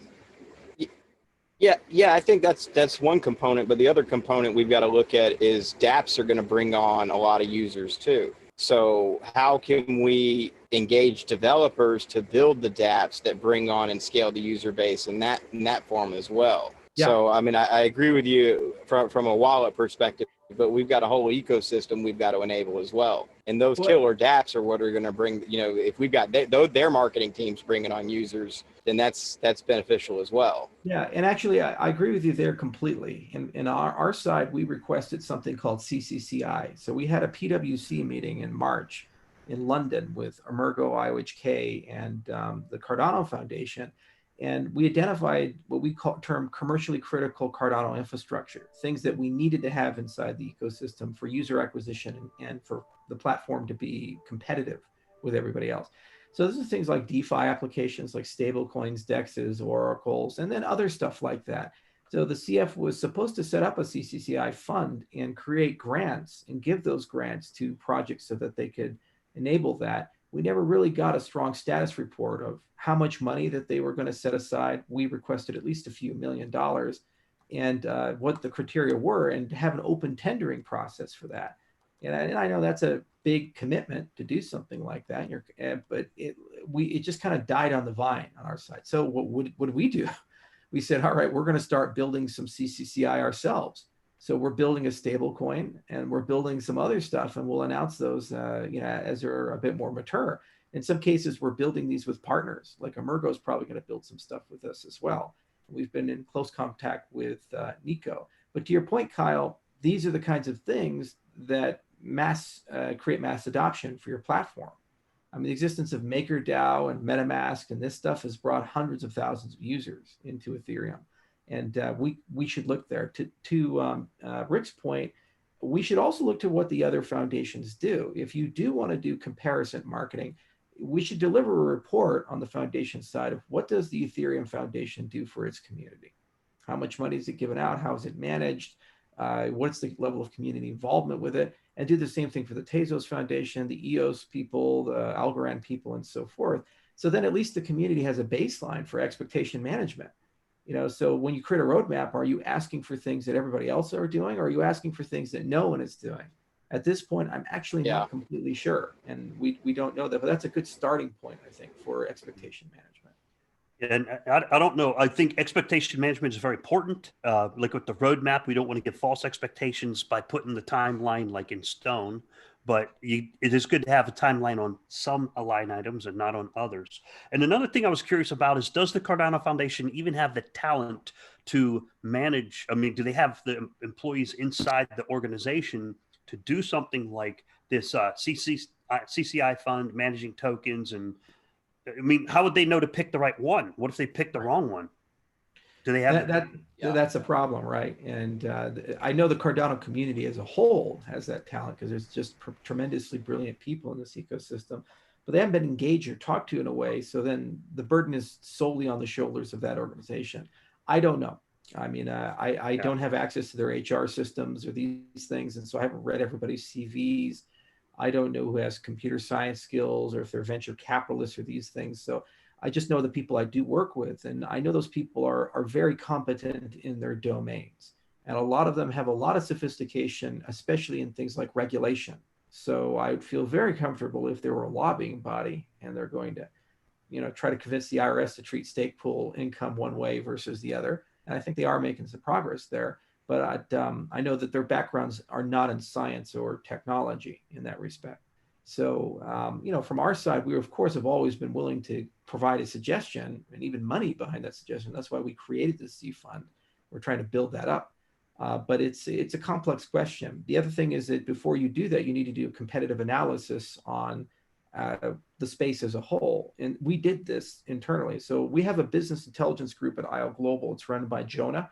He's actually a guy you should bring on the Cardano Effect, because he's really, really bright dude. He does nothing but research everybody. And he writes these lovely reports, and some of them are over 50 pages long, of what's going on. And every time I go to a country or meet a head of state or anything like that, it's almost like I'm the president. I get like a dossier. So they give me a briefing, and it's like everything about this guy, where they went to school, all their business relationships, what their wife's name, how old the kids are, if they played basketball when they were 17 and they got a scholarship. I'll know about it. I get it in a report. And then I read the whole thing before I meet him, so that we can have a much better conversation. My BI team does that. So I actually redirected them last month to look into DeFi. And he's put together, I think, 200 pages worth of reports for me. I mean, that's an input into a process. And so if you're going to create the CCCI, the first step is to have that, because then you at least know what's going on in the space, where the money is flowing, who's betting on what, and what projects do what. I've also taken the time to meet with several projects. Like I met with Sergey Nazarov, the CEO of Chainlink, for example, and others, just to kind of get a sense of where they're at, if we could partner, what it would take to move their stuff to our platform, and can we get at least interoperability and so forth. But these are very time-consuming conversations, and they require non-trivial effort, and they require non-trivial amounts of technical background and venture capital experience to be able to have a reasonable conversation. And from the outside, I don't know if the foundation has these capabilities or not. I don't see a specific person whose day job is for this. So I'd argue maybe no, but again, I don't know, because I don't have access to their HR system. So I don't know people's backgrounds. Yeah, that's a part of the problem, is there's a lot that we don't know, but should know. And so hopefully we can get that. Well, we're going to get there. This We'll one get thing there. I've learned about this community, Rick, is that you don't kick it. It's like kicking a hornet's nest, giant Japanese hornet's nest. Yeah. That's not something you mess with. It sits there doing nothing until you kick it, and then you find out where the murder hornets are. The murder hornets. Yeah, we'll get there one way or another. And as I said, we'll help you guys along wherever we can. I'm sorry, my voting stuff is not where it needs to be to like say, oh yeah, tomorrow you guys can hold a vote.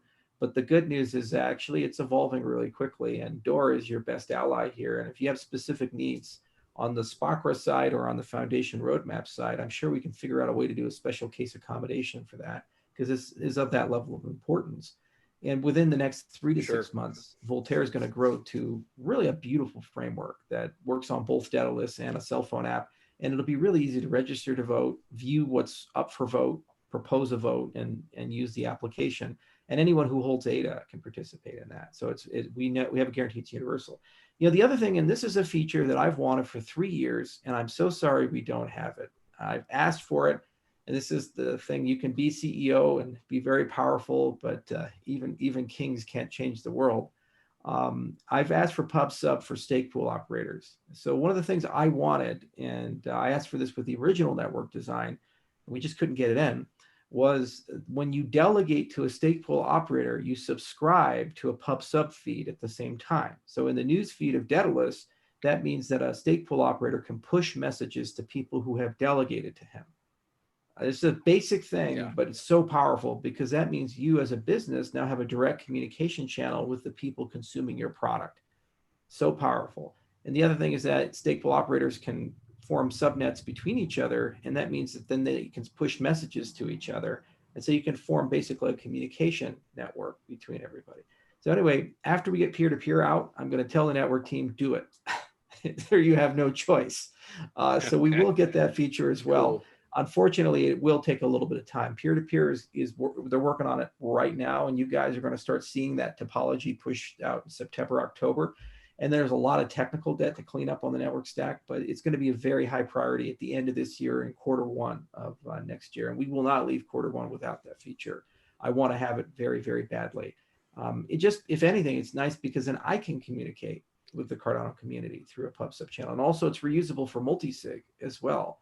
So you don't need a multi-sig coordination server. You can use that channel for people to build multi-sig chains with each other. So you can use it for all kinds of applications there. And it would be nice for smart contracts to have as well. So these are some of the things that I think are barriers to right now full coordination. We need a better governance layer and a better communication layer through the software itself. And I'm going to be focusing a lot of my time personally there. And the other side of the time is make sure smart contracts and multi-asset gets out.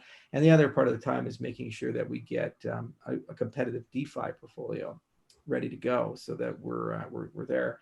I wish I had more time to focus on like the foundation or something. I think I'd be their most hated person if that was the case, because I would yell at everybody. But it's not in my scope, and it's an independent organization in that respect. Yeah, I do see that question sometimes where they say, what does can't Charles just go over there and sort it out? And it's like, nah, that's not what he should be doing. No. You're doing the engineering side, you're getting the software made. And if something isn't going right over there, then it kind of falls upon us, someone to pick up the torch and just take care of it, right? That shouldn't have to be you. It should not have to be you. All too often I see people want to really go straight to Charles and have Charles fix it. No, that's not how it works. We need to take that load off of you to free up your schedule so you can get the other stuff done. The engineering it hurts side. the ecosystem too. If there's one guy who does everything, then that's a central point of failure, but also prevents other people from developing leadership skills and growing up and having a voice. And you develop a monoculture. I mean, that's what happened to Disney. When Walt Disney was the CEO, he was such a personality and super strong. And then when he died, it's like there were no leaders in that company. Everybody was just kind of like, whatever Disney wants, Disney gets. And to a certain extent, Apple, Steve Jobs was so powerful, no one could say no to the guy. So everybody was just kind of there. And then when he went away, it's like, okay, what's Apple going to do? I guess we go buy Beats or something, so it's a little difficult for them to find, the post-Jobs vision without just keeping that roadmap going. So it's really important that it be an independent organization, but that organization needs to learn how to be independent. And the problem is this works against their instincts. If you're a regulated entity, you want to be perfect. You don't want to make mistakes. You've just gotten done repairing the meth house. You don't want it to be another meth house. So you just don't want to let that go, but you have to, and you have to have the right tools, the right processes, and the right people to accommodate that.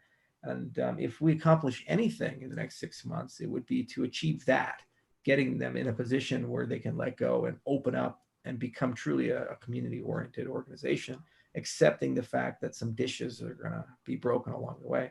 By the way, complete coincidence, I'm wearing this shirt right here. I had this shirt made, and I guess the camera's reversed, so you probably have difficulty reading it. So it says this, and this is actually called the Walrus Operator. It says kills beneficent dictators. So there's a story behind this. This came in Python 3.8, the Walrus operator. And basically, the guy who created Python has left the Python ecosystem because of this. So this is a simple thing involving some assignments. It's just a little syntactic sugar to do a particular operation. Nothing significant. It shouldn't be controversial at all. But it got so heated, the debates and the fights over this operator being added to the language, that Guido von Rossum actually left Python over it. So I thought it was so cool that I watched a YouTube video on it, and I looked into it afterwards. So I had a shirt made when I watched that. That's pretty cool. I know. Beware the walrus. It kills dictators. And Python's been around since 1991. Google is one of the largest subsidizers of it. I think Guido works for Google. So you figure that ecosystem's got it all figured out. I mean, they've been around for 30 plus years. And then somehow this comes out and it's like, nope, sorry. We just lost your founder over an operator, the walrus operator. Like, just out of curiosity, what does that operator do? Like, was it worth it? Yeah, it's just like a syntactic sugar for a special type of assignment, so that you can make certain loops and other things work a little bit better. So it's nothing significant. It's not like it's like a major structural change to the language. But founders of things, they only have so many fights in them. There's a finite amount of cataclysmic fights. The last one was Python 2 and Python 3, and it was like the print statement changes there. That was a holy war, split the language for a little bit. People refused to even upgrade. It was so brutal. So the walrus operator was the last fight that Guido had in him. So you guys are young, so you got at least 3 or 4 good fights in you. It seems like an operand syntax change would be, that's got to be the catalyst, just the last straw. I can't see that driving someone out of a community. Right. Well, I'm hoping some young fireballs pick up the lead on developing this roadmap, because I'm not young, I'm 52 now, I guess. I want a young fireball to pick up on this and make it sexy. We're just dumping it in a spreadsheet right now, just getting the ideas put in there, and maybe some planner, organizer will get involved. And I mean, we got you met in there, we got Philippe, we got LG Bino, Luke, and a couple other guys, and hopefully it'll pick up on it and take the ball and run with it. Pick up the torch and run. Make sure to hold a meeting. Just like say, hey, we'll do weekly meetings at the very least, so you at least have some structure. We did that with Ethereum. When I started Ethereum with Vitalik, what happened was I got dragged into a Skype channel by Anthony Diorio. And then I said, guys, are you guys doing meetings? Like, yeah, we have these really casual meetings. And there were 4 people in them: Mihai, Vitalik, Anthony, and Amir Shatrit. I was the 5th person to join that meeting. So we all became founders of Ethereum. And so we did those meetings for about a month. And then we said, oh, this is not productive. We need to meet up. So then we went to Miami in January, and we met there for the first time in person at the North American Bitcoin Conference. And we spent a whole week in a beach house, and we kind of just basically designed Ethereum on a whiteboard at that beach house. There was nothing magical or special about it. It was just like some guys who were thinking about some things, and then it turned into like the entirety of the Ethereum project, because these things tend to snowball once you have the right process. So definitely just start regular meetings and invite anybody who wants to come, and try to have some form of a skeleton of an agenda. And I guess the first part would maybe be just expectation management of what should the mission and vision of the foundation be, and what's a reasonable expectation for an organization like this. And maybe you can reach some sort of, convergence there. And then whether something should be on that spreadsheet or not, you have a much easier time, because you have an inclusion test. You say, does this row connect to the vision and the mission? Yes or no? For my own company, we're actually doing that. We have this concept that our goal is to create economic identity for those who don't have it. So we actually have to define economic identity. We have this beautiful waterfall from decentralized data to self-sovereign identity, all the way down to decentralizing banking. And so every box in that waterfall is basically an inclusion test. So any product we have, anything we do, we look at that and we say, where on this waterfall does that fit? And if it doesn't fit there, it's a nice thing, but it's not in our mission as an organization. So it gets deprioritized. And the problem is that I don't think anybody right now, myself included, can look at the Cardano Foundation and say, what is the mission of this organization? There's some pillars, that Michael Parsons created when he formed it. And he couldn't find his head from his ass, but like realistically, what is the mission of this? And then you should say, well, if we don't know, well, what is the mission of the Tezos Foundation or the Algorand Foundation or the Ethereum Foundation? Let's start there. You know, that's at least a sample set. Say, are we the same or are we different? And if we're different, how? And that allows you at least to get to the inclusion. Then you can go through all those rows and just keep throwing and throwing and throwing rows, and you can kind of filter it. And then to your point about dates and deadlines and accountability, okay, put some ranges down saying we want 10 million people by 2021, for example. That's our stretch goal or something. Okay, and let's define what we mean by that. And even if we don't get it, at least every quarter, then the organization can report to the community how much progress are we making on each of these rows and walk through each and every one of these rows. I hate this about the US State of the Union when the president goes out and speaks. It's like, I would like a status report on you made promises during the campaign. You're running America. Every one of your bureaucracies is really good at writing shit down. So can you at least give me a status report? Like, what did we achieve? Where's the debt at? Where's the deficit at? What are the KPIs for running a country? Like infant mortality or blah, blah, blah. They never tell you that. So then everything is great or everything is terrible, depending on who's in charge. So it's all qualitative. There's no quantitative component to that. So, you know, if we're actually going to accomplish something with a community-oriented roadmap, then once it's agreed, it has to have numbers, it has to be measurable, and they have to be what are called meaningful metrics. And then every quarter, they can tell you guys how they're doing. And then the community has something to talk around. Like if you don't hit the 10 million person target, why? Well, okay, if it was this year, we said, well, there was a global pandemic, we couldn't travel, it was really difficult for people to aggregate. You know, there was a lot of other stuff going on, you know, like 30% unemployment rate. You know, it's like we were a little, you know, we get a mulligan. It's like, okay, we'll buy it. But 2021, the whole world's open. So why didn't you achieve it then? Was it a management failure? Was it a leadership failure? Was it a resourcing issue? Was it a talent issue? Was it the product we're trying to sell just isn't good enough to get that 10 million people and say why? Where are the deficits in these things? It's like so frustrating for my product team. I talk to Parna all the time. She came from Black & Decker and a lot of other big companies. There, they have beautiful product feedback loop channels. And they have what are called product backlogs. And they have to prioritize the things on the product backlog. So they have 60 things they can do. And they say, well, I only have resources to do 5 at once. So out of the 60, what are the top 5 things that I need to focus on this quarter to do that for my product, whether it be a hand drill or whatever the hell. The problem is we don't have the processes right now as an ecosystem to meaningfully, quantitatively look at a product backlog and prioritize outside of me using my intuition or a handful of other people just using some judgment there. And that works when everybody's kind of like getting close to each other. Like when we're looking at Ethereum and Algorand, we're all kind of the same. When we start diverging and we get to 10 million, 100 million, you know, tons of users, and we're in Africa, there's no commonality between what we do and what Ethereum does. We're talking completely different languages.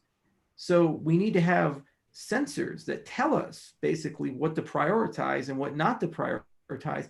And these are going to be super difficult conversations because everything in your product backlog needs to be there. So it's not a question of should we do it or should we not do it? Everybody agrees we should do all these things. Okay. It's almost like medicine when someone's critically injured. You can see a guy who's like his legs all mangled, but he's bleeding from his neck. Every paramedic will tell you, don't worry about the legs, just put tourniquets on them and take care of the neck because that stuff you'll bleed to death in 5 minutes. Okay.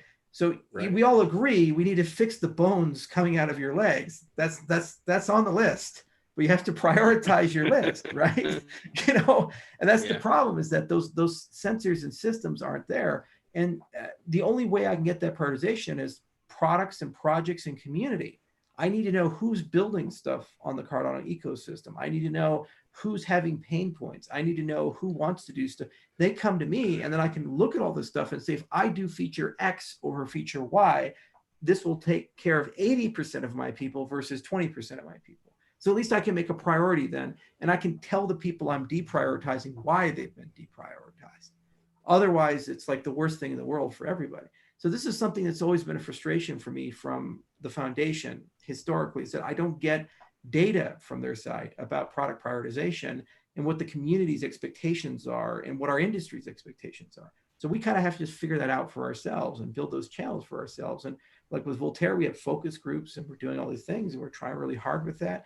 But it would be nice to have some more allies in that respect. And I think it would really make us a stronger product in 2021. Yeah, and Charles, I would like to follow up with that point. There's a reason why I called this a public roadmap and not a community roadmap, and that's because community kind of has, there's some definition of bounds who's in the community.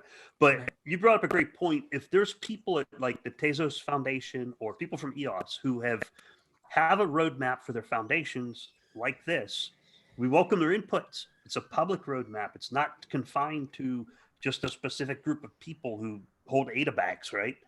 So if there's some expert out there who has intimate knowledge of how they do it and what worked well and what does not work well, we welcome their inputs. They can find it over on the Cardano forum at the forum.cardano.org. That's where we're going to post this initially. I'll post this video. We're going to do these weekly televised. They're going to be they're going to be public so people can see the discussion, but we're going to have two kinds of meetings because not everybody wants to be public. Like, Right. Okay, private, here's detail and muckety muck. And you can have those, and then public, okay, this is the thought process. This is why we're going in that direction. But I think having public meetings like this is important because then people see, oh, they're transparent. They're having a meeting in public. Right.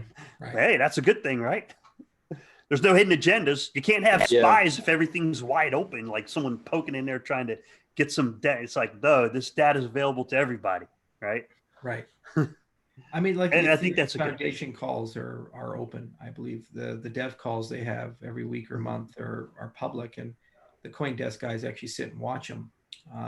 It makes a lot of sense to have that. I recommend you look into a PMS system like Basecamp or Asana, and maybe that's a good way of organizing these things, because that at least allows you to actually structure the project. And you need a little bit of software, not a lot, but at least a little bit of software for knowledge management and people management. And so everything just gets recorded there. Also, if there's an action item, my experience is to assign an owner and make it a task for it so that that's on that person. Because it's just easy in a meeting to say 12 things and you only remember 3, and then the other 9 just kind of go into the ether. But if there are people who own those things, and there's tasks assigned, then they tend to get done a lot faster. And also remember, these are volunteers for the most part. So you can't get too frustrated when people don't do things, but you'll find that some people are willing to show up every day and get it done. As I said, from our side, we're of course willing to make our Voltaire guys completely available. And Dor, I think, is a phenomenal guy to help you guys talk around some stuff. And IdeaScale is a partner for Cardano, not for IO Global. So their job is to make all the things in Cardano better. So that can be Spakra, it could be a ballot, it could be anything. So Rick, on that note, I think after we have a couple meetings and get a couple iterations on the roadmap, maybe it makes sense to kind of engage IdeaScale and see if they can't help solidify that for us. Do you think that's a reasonable approach? Yeah, I think it's reasonable. I think we'd have to figure out how to fund it because, as Charles mentioned, you're working with volunteers. That's a good thing. I've worked with volunteers. Oh, it won't cost you anything to use IdeaScale because it won't cost. We're paying for that. Okay. Yeah. Okay. That was what I paid for. I paid for their platform, and so you can host ideas in their platform, and Dor can act as a middleman to make sure. And if there is a cost, I'll cover that cost. What's Doran's last name? Sorry about that. I got to Garbash. Garbash. Okay. This is what his PhD is in. He like studied social systems, and I remember reading his dissertation. He had this beautiful ASCII heart. That's the only time I've ever read a dissertation with that. And I was like, wow, this is really cool.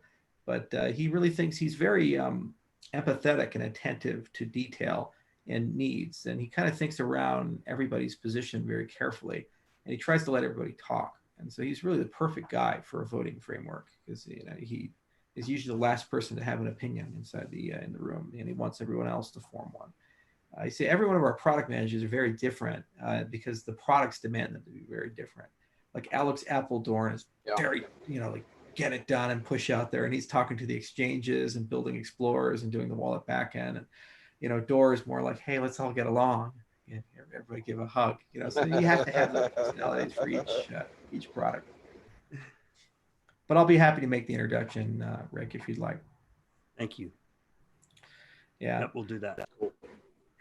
Well, Thank you. for You're all being on the here. hook. You made the video. Now you own this. You guys Yeah. ready for it? Yeah. Yeah. I mean, Yeah, well, it's long overdue. let's do it. It's long overdue. Okay. Yeah. Okay. Well, I'll Right. talk to people on my end, and anything you guys need, you just let me know. We'll see what we can provide, and I'm sure that you can find some allies in the foundation itself to definitely work with you that are looking for a roadmap, because it's tough when you don't have one, because you don't know if you're doing a good job or a bad job. It's kind of the final point on a roadmap is that it's not just for the community, but it's for the organization as a whole. If the organization doesn't have a mission or a strategy or a vision, it's like the employees show up to work and are like, am I actually doing my job? you know, What am I supposed to be doing? yeah, exactly. Right. It's almost like the military, right? It's like, what's the mission? What are we trying to achieve here? It's like, I don't know, just move those crates from that warehouse to that other warehouse. We'll tell you when we actually have an idea. I had a friend, he was a combat engineer in Iraq, and there was a long stretch of time where they had a lot of leadership changes at like the 05, 06 level, and it kind of cascaded down the chain of command for a variety of reasons. And so all the NCOs had no clue what the hell to do. So they were just like, all right, we're going to just invent work for the next 3 months for our people. So they were literally telling them to like empty a warehouse, clean the whole warehouse up, and then move it all to a different warehouse and then move it back. And they're like, but we just moved this. Like, yeah, but we need you to move it back, but paint the warehouse next. Okay. You need to paint it, then move it back. It's like, okay. It's like that took a whole month. And then they had to find another thing to do and another thing to do. And then eventually got to a point where they had a mission. They could go and do that. But if you're clever, you can fool people for about a month or two. And after that, they catch on that you just give them complete bullshit work. Wow. Yeah, some places can't afford to do that, but some can. Right. The U.S. military is very well funded. Yeah. Usually very well organized. Like missions are well defined, tasking is well defined, but on occasion you do get that high turnover rate, and next thing you know, people don't know what's going on, which happens. Yeah, this happened to be right what when happened there at was the CF. the changeover from the Bush administration to the Obama administration, and there was a lot of changes at the highest levels of the Pentagon, and then there was some uncertainty about the mission, and then there was already a pre-existing plan for troop withdrawal, and then there was a huge amount of pressure to accelerate that. And so people were like, are we staying? Are we going? What are we doing? And it's so like there was no clear clarity there. And, Obama had never run an organization that large before, so he didn't really have a good setup. Now, Bob Gates was the Secretary of Defense, and then it wasn't even clear if Bob Gates was going to stay or not as SecDef. And so he said, I'll stay on for a bit. And then Bob said, I'll replace you. And then he said, actually, no, I'll leave you. And I have other things I have to deal with. So then the Pentagon's like, well, who's going to be the leader and what's going on and these things. So everything was just a mess during that whole transition. It took like a whole year for everything to solidify to a point where the missions got very clearly defined. The only area where everything was operating beautifully was in JSOC, where they were running all these extremely precise special forces missions, and they were going off without a hitch, and they were really good at droning people too. Like those two things were working beautifully. But the rank and file guys who were like just on guard duty and trying to figure out doing patrols and these things, they were having a real tough time, in this stuff. And they had a pretty clear way of doing things under the Bush administration. And when Obama came in, he originally was very anti everything. Then he became pragmatic and said, okay, we have to actually do things kind of like the old way. And then it got back to the Bush way in around 2010, 2011. But it's tough. It's always tough when you have these leadership changes. And, you look to the foundation, it's kind of like the same situation where there was the Parsons way of doing things, which was fear and nepotism and corruption. And then a new administration comes in and says, let's be conservative, prim and proper, and have a proper internal control system and keep the Swiss government happy and these types of things. And then, it takes a little while for that to find its groove. And then you're now telling it, hey, you guys have to change again and become an open, transparent, community organized, and open and accountable organization. It's like, well, yeah, we'll do that. It's like, no, you have to do that. It's like, yeah, we will, but we just need more time. It's like, no, you don't have any time anymore. You have to go do that. It's like, it's a culture change, right? Somebody has to get kicked in the face a bit to get that done. All right. Well, I'm going to get back to my tractor. Thanks, guys, so much for inviting me on your show. I appreciate it. You're welcome. All right. Thanks for coming on. Cheers. Take care. Okay. Bye-bye. All right. Well, that was unexpected and very pleasant. Glad Charles was able to step in and give a voice of support that this is going in the right direction. That was unexpected right there. Someone said that Charles is trying to get a hold of us. Yeah, it was very helpful. Yeah. So I'm glad he took the time to engage, and that's good that he's open to ensuring we have the resources we need to do this. So in that regard, the idea scale, I think we should definitely leverage that at the right time. I also think we should put in a request at the right time to align with the technical roadmap and to see if we can identify any technology gaps relevant to bridging the gap, creating bridges that we need to drive adoption. I mean, the perfect example is everybody should be able to stake their ADA today. That didn't happen, right? Mm-hmm. So, and in that regard, are there any red flags that we need to identify for Gauguin or Voltaire near term that we need to kind of get on to help kind of facilitate that adoption, if you will, components that need to be there? So I think IOG would have a much better insight as to the nuances of things they're going to be rolling out. And, we don't need to really nail them down on time frame, more so as sequence, right? And kind of get an idea of time frame. And then once we understand if there's any peripheral things that need to be developed, we get on it and get on it fast. And that brings up a good point, that we also are going to be having volunteers doing this work as well. So just of important note, when you're working with volunteers, be polite with the volunteers, use tact and diplomacy when working with volunteers, because it is their free time. They're going to be working on this.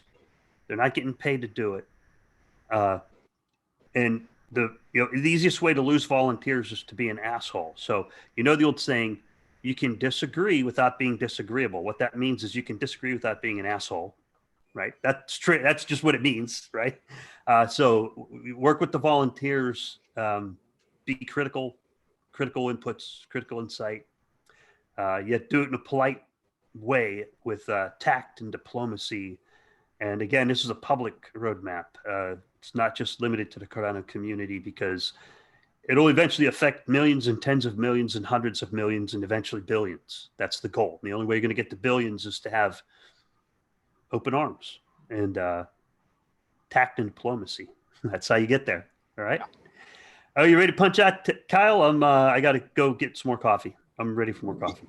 Yeah, I'm good, man. I got lots of work to do. I appreciate you taking the time to kind of kick this off and for having me on. I think we've got a lot of work to do. As Charles said, we're on the hook now. Hopefully we can find more people who are willing to put themselves on the hook as well. Right. Leaders, volunteers. We need leaders. We need volunteers. Yeah. That'd be great. Absolutely. Yeah. Anybody watching, we're talking to you. This isn't rhetorical. If you guys want to come and step up, as Rick says, you have an opportunity to influence things that are going to be used by, tens of millions, if not billions of people if we're all successful. So now's the time where you as an individual can contribute and should contribute if you can, and obviously you're volunteers and we understand that and we respect your time, but please come forward. Yeah. All right. That's a good note to end on, Kyle. I'll get this video posted along with the roadmap on the Cardano forum, and we'll have further follow-on public discussions, much like this.